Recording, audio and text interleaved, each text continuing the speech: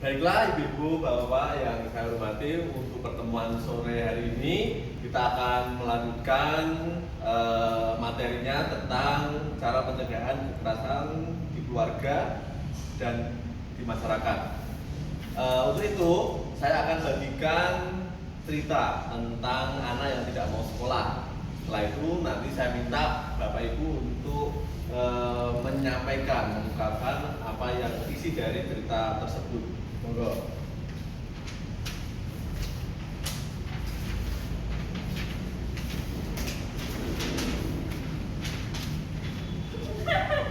Ya, bisa minta tolong Bu Nita dibacakan untuk halaman yang pertama. Yang pertama.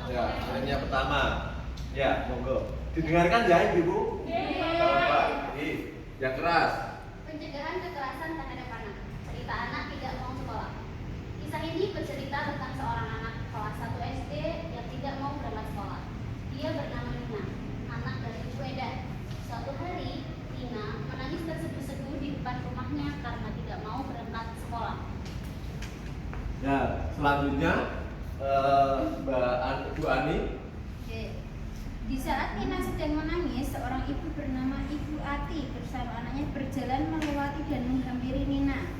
Sebagai tetangga, Ibu Ati berusaha menenangkan Nina dan mengajak Nina pergi sekolah bersamanya. Oke, selanjutnya Bu Fatin. apa saya, Pak? Ya, yang ketiga. Namun, di saat Ibu Ati sedang berusaha mendiamkan tangisan Nina, tiba-tiba Ibu Eda, ibu dari Nina, keluar dari rumahnya dengan wajah marah. Ibu Eda memang tampaknya tidak terima dengan sikap Ibu Ati. Dia marah-marah pada Ibu Ati. Ibu Eda menganggap perbuatan Ibu Ati tersebut telah ikut campur dalam urusan keluarganya. Sebuah kata yang pedas meluncur dari mulut Ibu Eda. "Hei, Bu Ati, ngapain ngurusin urusan anak orang? Urus aja anak ibu sendiri." Seperti itu. Sudah, selanjutnya. Ibu Eda pun segera menarik Nina masuk ke dalam rumahnya dengan terus memarahi anaknya tersebut. Dan Ibu Ati hanya termenung. Dia hanya bisa mengalus dada, dalam hatinya bertanya, apa yang harus dilakukan melihat perbuatan Ibu Eda yang sering memarahi, bahkan memukul anaknya itu. Itulah akhir cerita yang harus kita renungkan. Apa yang harus kita lakukan menyaksikan perbuatan seorang ibu yang sering melakukan kekerasan terhadap anaknya. Ya, terima kasih ibu-ibu yang sudah membacakan cerita tadi.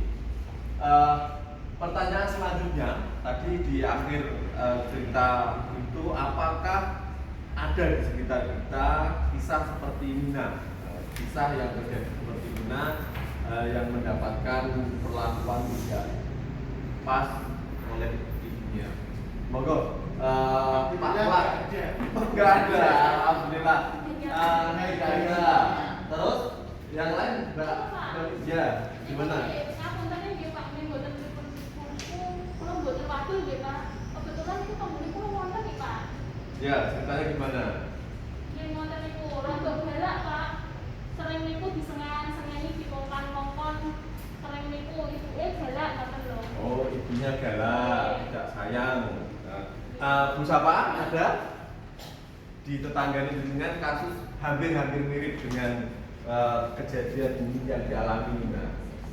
Bukan sekolah ngoten niku, Pak. Boten sekolah, terus? Karena faktor ekonomi, Pak. Atau bunyi kula kasus boten sekolah karena faktor ekonomi. Terusnya putus sekolah, Pak. Gitu. Oke, selanjutnya setelah ibu-ibu tadi menceritakan bahwa benar ada yang ada di sekitar kita itu cerita kita hampir mirip seperti Nina. Terus langkah yang bisa diambil ketika menemukan kasus semacam ini di lingkungan kita seperti apa? Monggo, coba Mbak Nita, langkahnya, solusinya.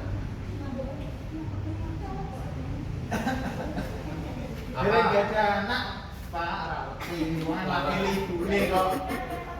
Apa solusi kalau menemukan kasus? Lapor ke Pak RT. Ayo. Lapor ke RT. KDRT. Selanjutnya lapor RW. sama yang Lapor RW. polisi, KDRT. RW. Apa? Polisi. Lapor polisi. KDRT. Lapor dinas sosial bareng sakit boten Pak. Bisa polisi karena ada unsur KD RT, kekerasan dalam rumah tangga. Ya. Terus nanti saya ceritakan KDRT. Yang ketiga, monggo. Dinas, lapor dinas. Lapor Pengacara cerai. Dinsos P2PA. Oke, ada lagi? Nggih Pak, lapor wonten sekolahan pertama diparingi beasiswa miskin Pak. Wau kan mboten sekolah karena faktor ekonomi. Oh gitu, lapor ke sekolahan. Koordinasi paling Pak. Oh, atau koordinasi. Oke, tambahin, terima kasih Bu Ani. Koordinasi pihak sekolah. Oke, sudah cukup ya? Ya, satu lagi. Iku lapor ke bapak ini Pak. Oh, lapor ke orang tua, ke bapaknya ya. Lapor ke suami dari Ibu Ida. Oke, mungkin cukup ya. Nanti bisa ditambah, bisa kita jelaskan bahwa ketika kita melihat kejadian semacam itu di lingkungan kita, solusi atau langkah yang bisa kita tempuh antara lain satu, lapor ke RT ataupun RW. Nah, ini bisa juga sampean proaktif karena ketika ada kekerasan dalam lingkungan kita seperti tadi tetangga siapa? Bu Eda melakukan ke Nina, ada Bu Ati, itu sudah benar. Bu Ati minta untuk tidak melakukan, ngomong sama Bu Eda tidak melakukan kekerasan terhadap anaknya meskipun anaknya. Nah, itu Bu Ati bisa juga melaporkan setelah misalkan menolong sama Nina, bisa lapor ke RT maupun RW. Itu ya. Langkah selanjutnya, kalau sudah lapor RT RW tapi tidak ada perubahan, bisa dinaikkan lapor ke pihak polisian. Mungkin Nina semakin ketakutan, semakin ada unsur kekerasannya, ada unsur trauma, anak itu ada eksploitasi dan sebagainya, malahan anak tidak mau sekolah ini ada KDRT-nya, nanti bisa dilaporkan. Dia menjadi pelajaran bagi orang tua. Orang tua itu mendidik tapi tidak boleh dengan kekerasan. Oke ya, tuh. Berikutnya bisa lapor ke dinas sosial P2PA atau nanti di sana ada lembaganya di dalamnya, nanti bisa koordinasi konsultasi terkait PPA, perlindungan perempuan dan anak. Nanti akan di advis, nanti diinvestigasi maupun ya diinvestigasi, takoi pendekatan, di asesmen dan sebagainya. Betul ya? Betul di asesmen, pokoknya diurut lah, paham ya? Pendekatan.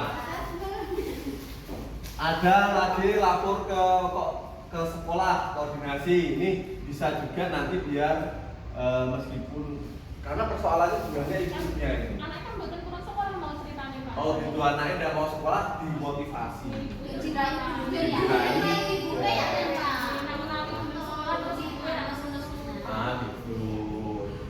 Paham ya? Terus lapor ke suami, Bu. Ini koordinasi, saling koordinasi. Ya nanti biar tidak menggunakan kekerasan, misalkan Oke itu ya, mungkin itu ya pada poinnya kita tidak boleh melakukan kekerasan terhadap anak. Kita meskipun ada anak yang misalkan tidak mau sekolah ataupun apa, kita berupaya dengan kasih sayang untuk mendidik. Mungkin itu ya yang bisa saya sampaikan dalam pertemuan hari ini. Nanti kita lanjut